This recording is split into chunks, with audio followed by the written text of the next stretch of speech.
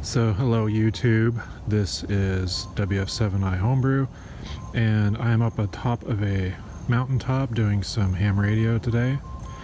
I had the day off from work, so I was able to get up here on a Monday, and there's not really anyone up here, which is really nice. And this is my little setup, and I'm on top of a mountain known as Reed Mountain in the Roanoke area, and I don't even remember the elevation. I think it's around 2,500 feet or so. It's not a real tall mountain by most standards, but it is has a good view of the surrounding area. And you can't really see a whole lot with this camera probably, but we're up at the summit here and there's just trees everywhere. But it's a pretty sharp drop off as you kind of go around. You look around here, and there's some good views further down the trail where you can see the city down below. But it's a nice day. And I've already done about 15 QSOs this morning, mostly on 40 meters. Now my antenna, which I don't know if you can see, it's up on the tree here.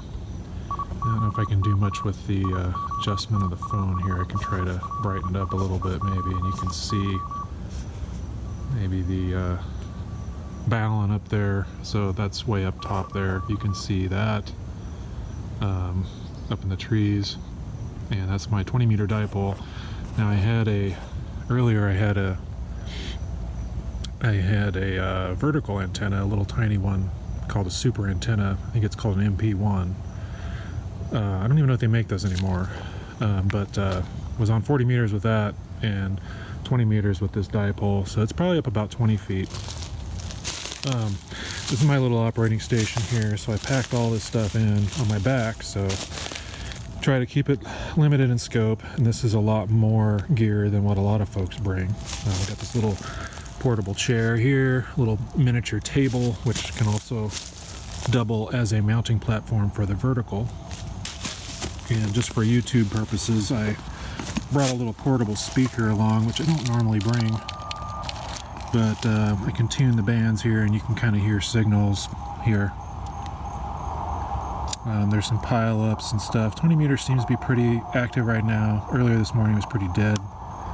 But, well, of course now it's going to be dead because I'm on the air. But so I'm tuning around. This is a homemade enclosure for a kit radio called the SW20, which on my some of my other videos I might have referenced it. On my blog I reference it a lot. I built the kit back probably about 2001 or so, 2002. Put it in this little box, painted it green because I wanted a different color, put a little voltmeter on the top. You can add accessories to it when you build it yourself, of course, so it's kind of fun.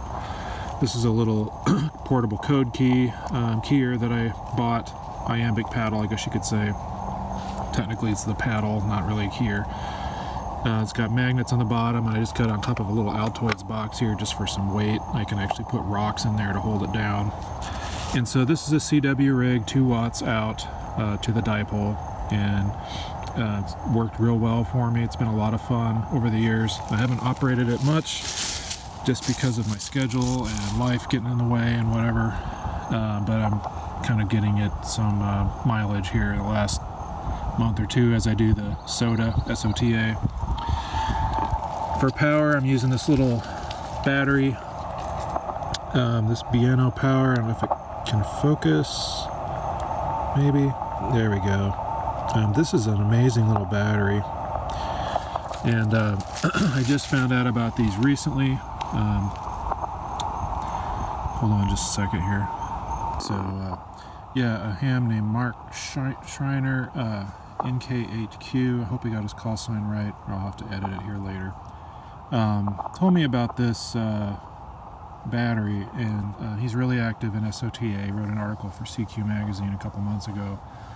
Really good guy, and he's emailed me a few times and given me some good information. I'm new to the SOTA officially. As far as doing the SOTA project, I've backpacked up and carried gear up hills many years now. That's not really new for me, but I wasn't doing the official SOTA until basically this past month. So now I'm actually getting points for contacts that I make, and it's kind of enjoyable. You can put spots on these web pages and alerts and things, and then people come and look for you when you come on the air, and it's a lot easier to make contacts that way because you got people looking for you. So anyway, you can hear some of the signals in the bands, I think, down there.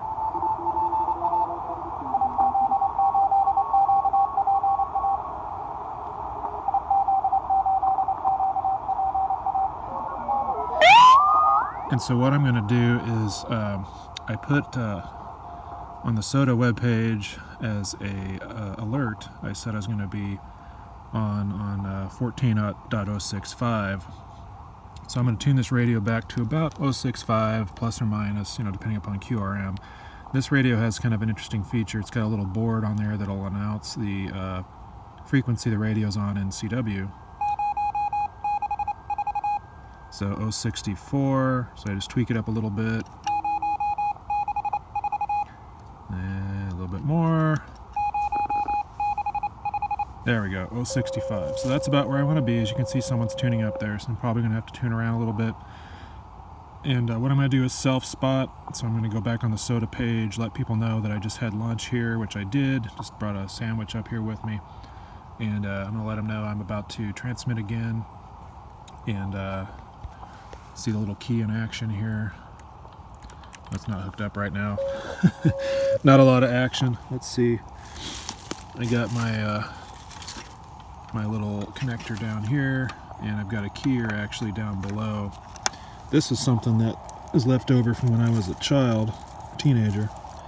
Little Curtis K5 keyer. I used to use it with an old Kenwood TS530S back in the day. And still works.